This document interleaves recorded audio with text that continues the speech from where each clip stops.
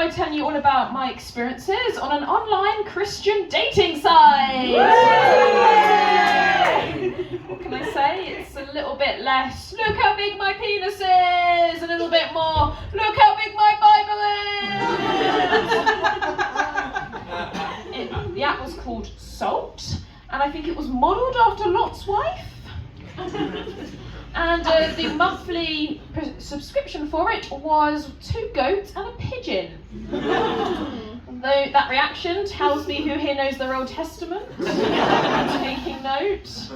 And obviously with Tinder you have to have your bios, and it's the same with Salt, you have to have your bios, but they're a little bit different. Some of these bios, you have stuff such as fearless faith, or Baptist in spare.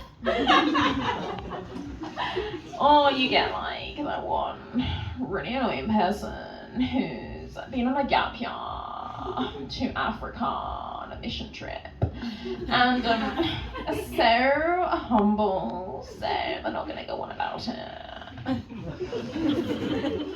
I mentioned on my profile that I'm a Star Wars fan, so I got a man talking to me, and he said in the very first message that he liked the Rise of Skywalker. That was my reaction. Okay, just a little vote here if you're a Star Wars fan. Who here didn't like the Rise of Skywalker? Put your hands up. Yeah. Good. Who here did like the Rise of Skywalker? Okay, no one. Amazing. No one here needs prayer. We're all good. He also saw that I do stand-up comedy, and he was like, oh, let me give you a joke for your next gig. I was like, you don't have to do that. But he insisted. Would you like to hear this joke? Sure. Yes. Okay, well, I take no responsibility for this, as I didn't write it, okay? Okay. Knock, knock. Who's there? Europe. I'm not a poo.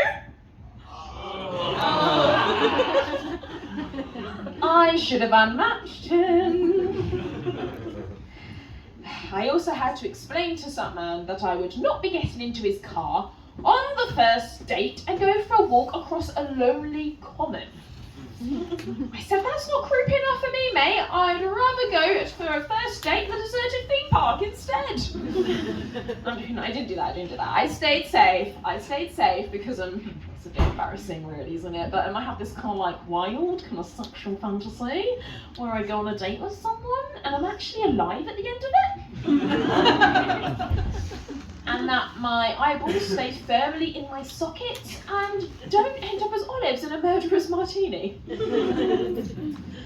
it's all good, I did actually get into a relationship through this, so that was good, that was all good. And I'm going to embarrass him because he's filming me. And it was quite funny because I'm now one of those annoying people who really likes Valentine's Day. Like, I just really love Valentine's Day. I'm annoyed by myself. I'm disgusted by myself, okay? And so Alex texted me and he said, what I'm going to get you for Valentine's Day is the perfect succulent. And I was like, ooh, that is sexting for Christians.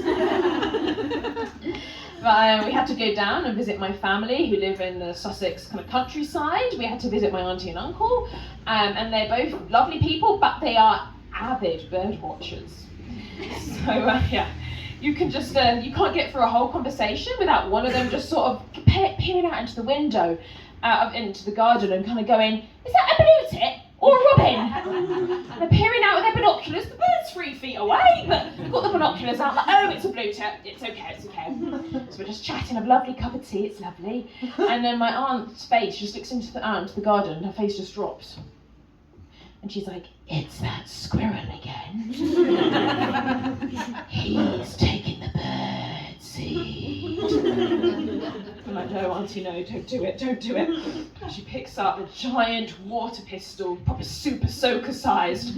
James Bond rolls out into the garden and she just lets rip on this squirrel, like the squirrel goes flying, water wishes into next door's garden. Oh, oh, it is a thing of devastation. And then she just walks back in slow motion, like, yeah. It's a water pistol, okay? And I just turn around and just see my boyfriend's very scared face at this point, and I just say, welcome to the family. And